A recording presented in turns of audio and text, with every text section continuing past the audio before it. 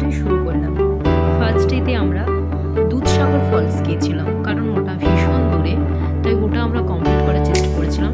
যেহেতু ওটা পুরো দিন লাগবে, তাই আমরা দুধসাগর ফলসটাই প্রথম ফার্স্ট ডেতেই চুজ করেছিলাম যাওয়ার জন্য। তো তাই জন্য আমরা টিকিট কেটে নিয়েছিলাম। যে হোটেলে ছিলাম সেই হোটেলের ম্যানেজমেন্টে যিনি ছিলেন ওনার কাছ থেকে আমরা নাম্বার নিয়ে বা বুক করে নিয়েছিলাম। অনেক কাপেল আমাদের সাথে গিয়েছিল। আমরা খুব বাসে এনজয় করতে করতে গিয়েছিলাম। এমন মনে হচ্ছিল না যে আমরা আলাদা আলাদা জায়গা থেকে এনজয় করতে এসেছি। তবু খুব ভালো লাগছিল। দেখতে থাকো ভিডিওটা, খুব ভালো লাগবে। নিজেকে নিয়ে ভিডিও বানাতে খুবই ভালো লাগে। তাই এক সাইডে আমাকে রেখে এক সাইডে আমাদের বাসের সামনেরটা দেখে ছোট্ট একটা ক্লিপ বানালাম। তারপর আমরা একটা গভীর জঙ্গলের মধ্যে দিয়ে রাস্তার মধ্যে দিয়ে যাচ্ছিলাম।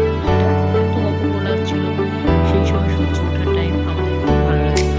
তো এরপর দুধসাগর ফলসে যাওয়ার জন্য একটা ট্যাক্সি, যেটাকে বলে টাটা সুমো নিতে হয়, বুক করতে হয় ওখানে গিয়ে। কারণ যেহেতু ওটা ফরেস্ট এরিয়া, তাই ওখানে ঢোকার জন্য অনেক নিয়ম আছে। দেখুন সামনের দিকে দেখতে পাচ্ছেন অনেক গাড়ির লাইন আছে।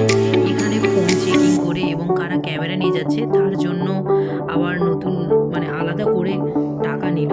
তো এরকম অনেক কিছু বিধি নিষেধ আছে, যেগুলো কমপ্লিট করে আমরা দুধসাগর ফলসের দিকে এগোচ্ছি। দেখো রাস্তার মধ্যে আমরা জলের উপর থেকে যাচ্ছি। সত্যি যারা গিয়েছেন তারা হয়তো জানেন কতটা অপূর্ব এই জায়গা। আর আমরা ফার্স্ট টাইম গিয়েছিলাম, আমরা খুব এনজয় করে এবং আনন্দ